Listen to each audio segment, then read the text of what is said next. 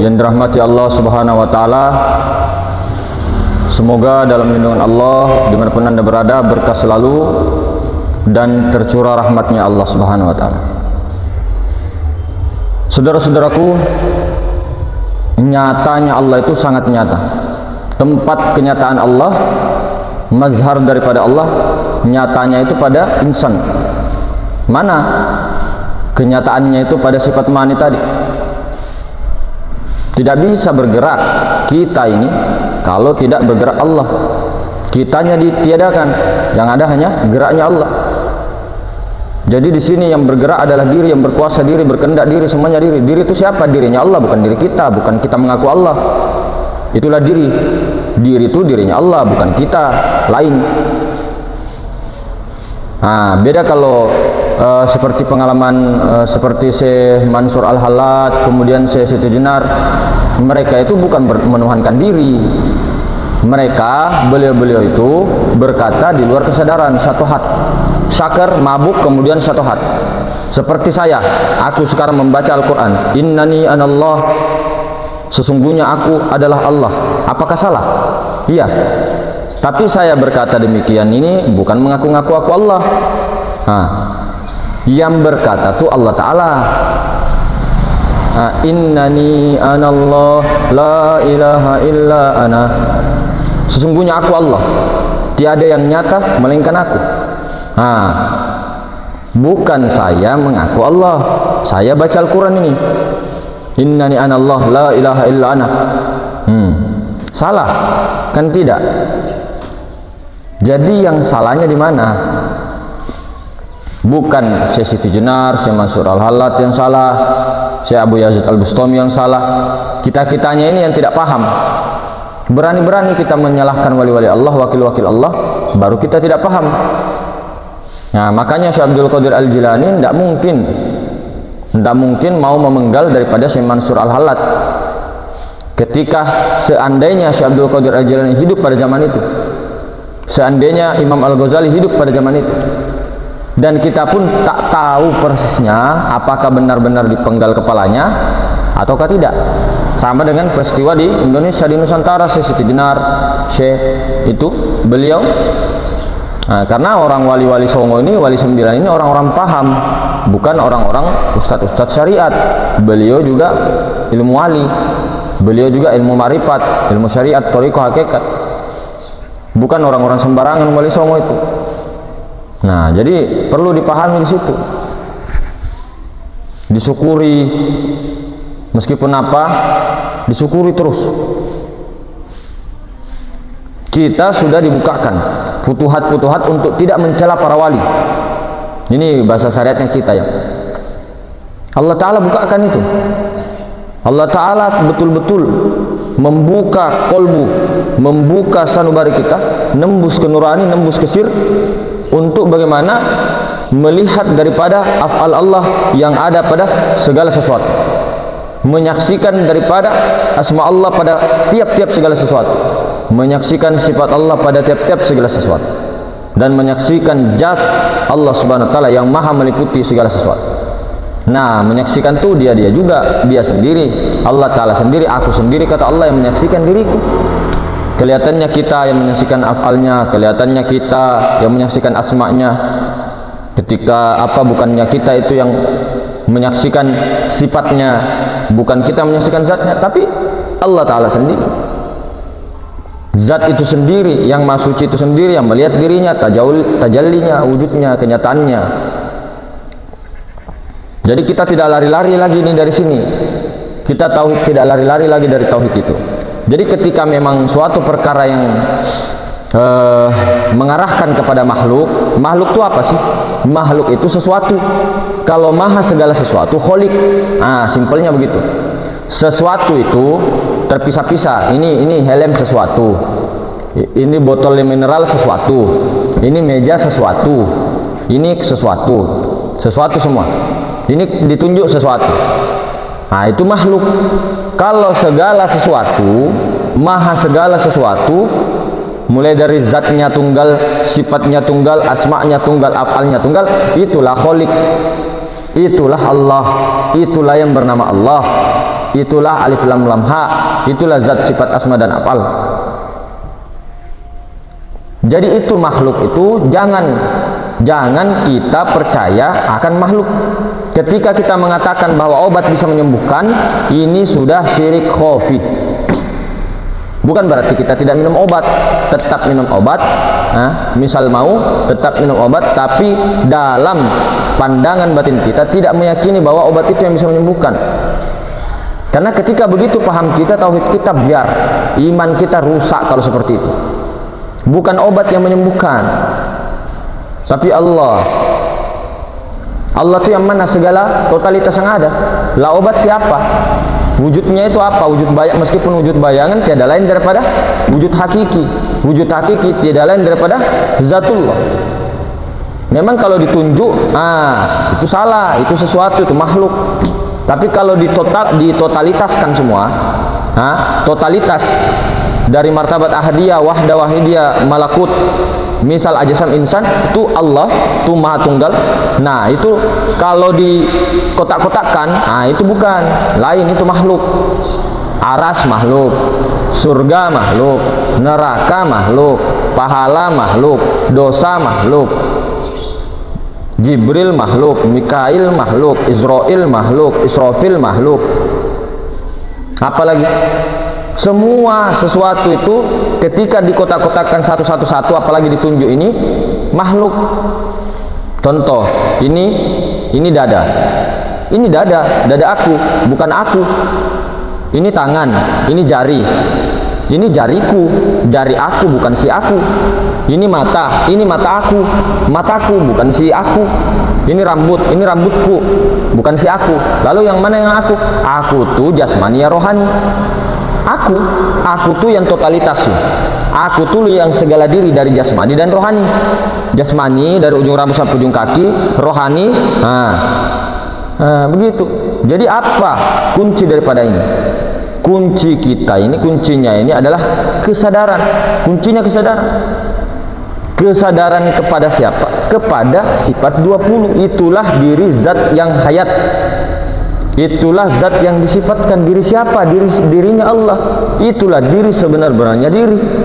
Tanpa kita sadari, bukan diri kita tapi dirinya, diri Allah, diri sebenar-benar diri. Jangan pernah ragu, jangan pernah bergeser. Kita berani bertanggung jawab kalau ini salah. Bukan mengaku Allah, asal tidak mengatakan aku ini Allah. Maksudnya akunya kamu, akunya kita, bukan akunya kita di situ. Akuannya Allah di situ, akuannya Allah. Bukan kita ini mau belajar ma'rifat dan sebagainya mengaku Allah, tapi mengakui kita mengembalikan hak Allah. Jadi bukan kita mau mengaku.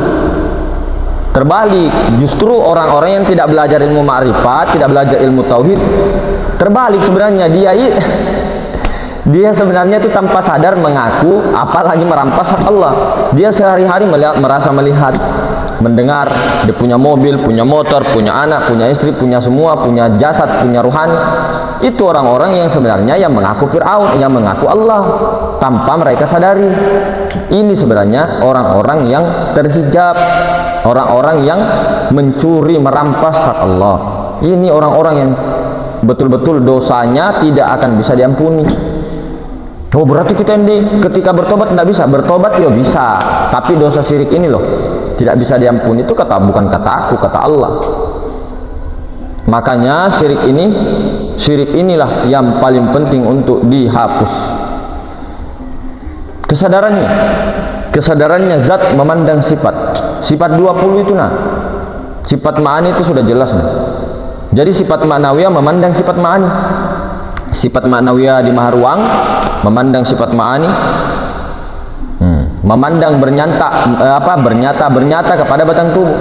Jadi diri batin itu rupa ruh itu mirip betul sama diri zohir. Jadi tempat kita memandang, tempat cerming itu kepada batang tubuh ini, diri zohir. Memang pertama kita kalau memandang orang itu langsung tembus ke batin, langsung ke batinnya. Tapi untuk untuk menyatakannya pada diri zahir.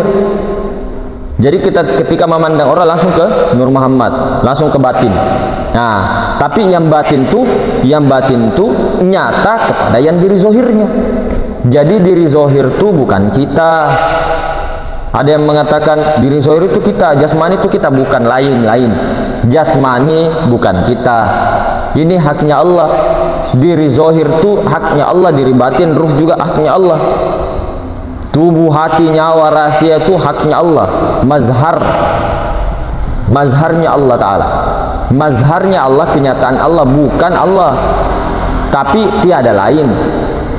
Tiada lain. Paham? Mazhar itu adalah kezohiran, kenyataan Allah. Tapi kenyataan bukan Allah. Tapi mau dibilang bukan, tidak bisa juga. Tapi tiada lain begitu. Lain namun tiada lain. Serupa namun tak sama.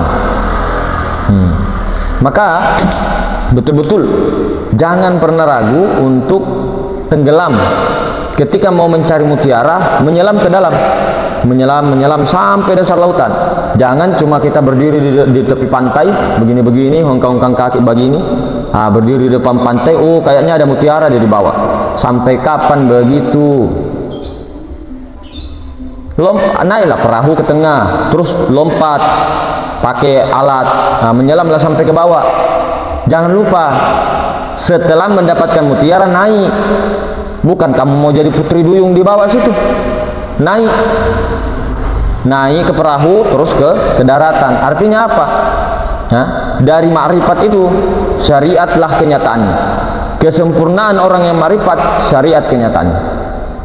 Masa orang-orang penyelam itu mau terus-terus di bawah laut, di mutiara, meskipun mutiaranya banyak di situ, meskipun ada berapa ton-ton mutiara misal di bawah laut itu, pasti tetap saja ini penyelam pasti ke kenyataan. Untuk mewujudkan mutiara itu pasti dibawa di luar lautan, baru dijual di pasar, apa namanya, di toko-toko itulah, apalah namanya, tidak tahu saya. Karena meskipun mutiara itu indah, cantik, harga mahal, tapi mutiara itu dibawa aja di laut, tidak ada. Contoh saja, meskipun kita ini hebat cerita-ceritanya, paham ilmu-ilmu ma'rifat, kedudukan ini dan itu, tapi tidak dizohirkan di syariat. Diam saja, tidak apa-apa sama sekali. Di waktu ini tidak ada apa-apa, pokoknya saya terserah aku. Ya kalau terserah akunya, di situ akunya sifat jaiznya Allah, ya Allah Ta'ala punya kuasa. Tapi kalau akunya kamu, akunya kita, ini yang nggak beres. Ini yang bahaya sebenarnya. Ya ini kita ngomong-ngomong bahayanya itu ya di syariat itu, hukum-hukum nanti dijadikan dalil. Motormu itu motorku, motornya Allah, tanahmu tanahku, dia patok tanahnya orang. Ya sebenarnya memang afal Allah, tidak ada lain. Cuma jangan pernah menyandarkan perbuatan buruk itu kepada Allah, karena itu menyalahi adab. Maka orang ma'rifat kalau tidak bertasawuf tidak ada adab. Kalau tidak ada adab nanti biadab. Tuh, orang ma'rifat tidak bertasawuf, tidak berpikir, berbahaya juga. Kasihan, kurang. Bukan lagi kurang, tapi takutnya itu bisa membawa manusia dalam keadaan-keadaan yang bodoh, keadaan-keadaan yang menzalimi dirinya sendiri. Iya, berbahaya untuk dirinya, keluarganya terutama. Nanti kalau ada apa-apa, tiba-tiba ada uang di itu, tiba-tiba ada, ini suara hati nih, ini suara hati nih, saya ambil itu uang, tidak apa-apa ini. Itu kan nanti digebukin maling, terus dikira maling, mati, habis sudah. Tidak bagus sudah anak di belakang sama istri. Ini kita bicara-bicara itu ya. Jadi kembali lagi, inti daripada segala-segala itu adalah kesadaran itu, kesadaran zat menyaksikan sifat, kesadaran zat menyaksikan dirinya sendiri. Maka ada diajarkannya mendirikan sholat, ya, mendirikan sholat itu ketika Allahu Akbar itu zat menyaksikan sifatnya, sifat mujizat. Sebenarnya sudah jelas, sudah nyata, sudah gamblang. Tinggal kitanya ini Tinggal kitanya bagaimana cara untuk memesrakan. Nah, caranya di kholwat. Ketika sudah kholwat bersunyi-sunyi, kholwatnya beramai-ramai. Kalau bisa kholwatnya bersunyi-sunyinya itu dilamakan supaya nanti bersih, pembersihan jasmani dan rohani kita, kolbu-kolbu kita dibersihkan oleh Allah Subhanahu wa taala. Nah, dibersihkan sehingga ini bersih, barulah tajalli terus, waridnya Allah ada terus itu. Maka kita itu disadarkan terus, kelihatannya kita ya, tapi Allah taala sadar terus di situ, bertajalli di situ sadarnya Allah. Jadi jarang sudah lupa-lupa. Kenapa kita lupa-lupa? Ya karena kita itu kotor kolbu sanubarinya. Ini kotor kita ini banyak kotoran di sini, karatan. Tidak mungkin itu apa namanya, ayam mau masuk kalau di kandang musang, di kandangnya itu ada musang, di kandangnya itu ada buaya, tidak mungkin. Mustahil ayam mau masuk kandang itu, tidak mungkin. Nah itu juga ini kita memelihara musang, anjing di sini, buaya di sini, apa segala macam kan. Nah itu yang tidak sementara Allah Ta'ala itu zat yang maha suci. Allah Ta'ala itu maha suci, bukan zat yang maha mutlaknya tajalli langsung apa kesini, enggak lah, bukan itu saja. Rohani itu terbungkus-bungkus itu untuk masuk di jasad, jasmani. Apalagi kalau ada yang mengatakan zat mutlaknya Allah Ta'ala itu salah. Zat mutlaknya Allah Subhanahu wa taala di badan kita ada di dalam, bukan di dalam. Kita ini jasmani rohani kita yang ada di dalam zatnya Allah. Bukan Allah yang ada di dalam, bukan. Itu pemikiran sempit. Secara logika saja tidak masuk akal. Inilah diakal-akali kan. Jadi begitu saudara-saudara. Bagaimana kita ini, bukan saya mengajar, bukan sebagai tuan guru atau apa dan sebagainya, tidak ada seperti itu. Kita sama-sama bagaimana mau diikuti silakan, tidak diikuti silakan juga. Semua ya benar semua, apa pendapat guru-guru kita, mursyid-mursyid kita diikuti. Belajar sampai mati kita belajar ilmu, di mana saja ilmunya. Kalau di sini kita paparkan sedikit, di grup kita itu tidak ada kajian, di situ sambung rasa. Kita prinsipnya itu mencari saudara, bukan untuk mencari mencari murid, dijadikan murid semua terus dijadikan kayak ceramah kajian, tidak. Itu sambung rasa. Kalau untuk teorinya, kajiannya itu di YouTube. Kalau untuk prakteknya nanti malam Senin di Google Meet, alamatnya di grup itu. Google Meet ada alamatnya di grup itu. Sambil sambung rasa di situ. Jadi tidak ada bilang hari Senin jadwalnya tentang sholat, hari Selasa, enggak. Saya bukan tuan guru, saya juga enggak tahu masalah-masalah begitu, enggak mahir saya. Saya cuma mengajak aja, sambung rasa.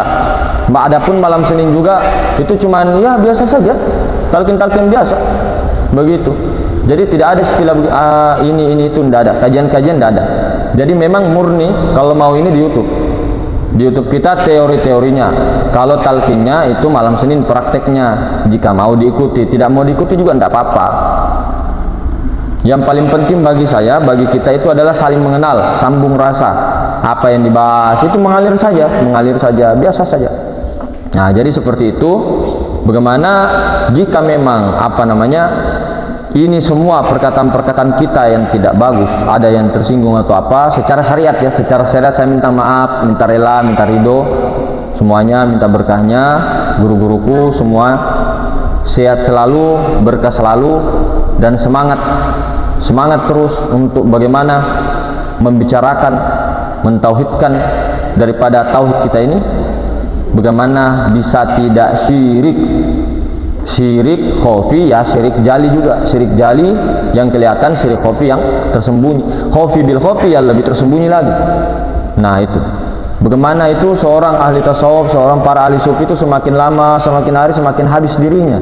Bukan semakin lama semakin hari semakin pintar dirinya, semakin hari semakin ini dirinya, menonjol dirinya, semakin akunya besar, tidak, semakin akuan adamnya itu lenyap, habis, sehingga yang sadarnya di situ 24 jam bako billah. Cuma bako ini tidak dicari-cari. Makom bako itu apa? Fana secara 24 jam, sholatul daim. Fana secara terus-terusan, waridnya itu 24 jam dapat putus. Nah ini tidak cari, Mas, mengapa saya kok masih lupa-lupa, saya kok masih begini. Perbanyak syukur, perbanyak syukur. Orang itu sudah disadarkan Allah sampai di tahap itu sadar dirinya Allah Subhanahu Wa Taala, menyaksikan daripada dirinya sendiri, itu sudah sangat syukur. Nah kita mencari ini 24 jam malah hijaban mastur. Wah itu bahaya itu. Jadi mau 24 jam kek, mau 1 menit kek, mau 2 menit kek, syukur 30 detik saja itu syukurnya minta ampun. Itu tadi ada, kalau lihat asbab musababnya ya kita kotor. Ini kolbu kita ini mau dihabiskan, keakuan kita. Berapa tahun sih kita ini? Bayangkan kita umur misal 60 tahun, 50 tahun kita merampok hak Allah. Misal di umur 61 atau di umur 51, misal 52, baru kita diperkenalkan ilmu ma'rifat, baru juga 5 bulan, baru juga 5 tahun, sudah bilang, wah kenapa saya ini masih begini-begini, kenapa saya masih belum 24 jam. 5 tahun dibandingkan 50 tahun kau punya rampas hak Allah, itu bagaimana itu kotornya. Jadi jangan mengeluh, syukur banyak-banyak, Allah Ta'ala tambah syukurnya, tambah semua nikmat itu. Jangan cari warid, berwirid saja, banyak-banyak salawat sallallahu alaihi Muhammad, banyak-banyak kholwat, banyak-banyak kesadaran itu. Nanti lama-lama itu kalau memang Allah Ta'ala kan Maha Suci, Allah Ta'ala jika memang betul-betul tajalli 24 jam, tidak ada mustahil bagi kita. Mustahil memang jelaslah, orang mau mengangkat tangan saja kita begini tidak bisa. Kita kan manusia yang jiwa ini, yang prasangka ini, yang memang ada kelihatannya tapi sebenarnya hanya wujud-wujud bayangan, khoyali.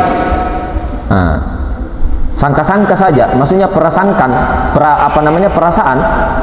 kita ini ada, perasaan kita ini melihat, perasaan kita mendengar, perasaan kita berkata-kata bisa, perasaan kita punya tangan, itu kan perasaan aja, itu kan perasaan fana itu. Nah ini yang mau dihilangkan, prasangka ini, prasangka ini yang bukan kita yang melihat, bukan kita yang punya rambut, bukan kita yang punya bulu, bukan kita yang punya daging, bukan kita yang punya kulit, bukan kita yang punya mata, bukan kita yang punya alis, bukan kita yang punya hidung, semua bukan kita punya jasmani, bukan kita yang punya ruhani. Perlu dipahami itu, jangan sampai kita, oh saya yang jasmani. Kapan kau buat kau punya jasmani? Bahannya itu dari mana? Dari alam sebelah. Jangan mengaku-ngaku. Kita ini ada, mau ini jasmani. Sejak kapan kau ciptakan jasmani? Ini tuh haknya Allah Ta'ala, mazharnya Allah Ta'ala, bukan kita. Kita tuh yang perasaan tadi, perasaan kita punya rambut, kita punya tangan, kita punya ini, itu baru di diri loh. Ini tanganku, ini kakiku, ini saja tidak boleh diakui, apalagi ini botolku, ini motorku, ini rumahku, ini uangku, la ilaha illallah.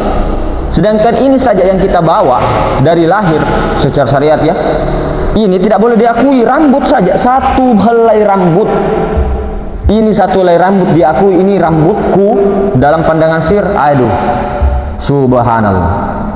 Ini baru perkara rambut loh, perkara bulu, satu biji bulu kamu akui itu bulu tanganmu. Siap-siap sudah.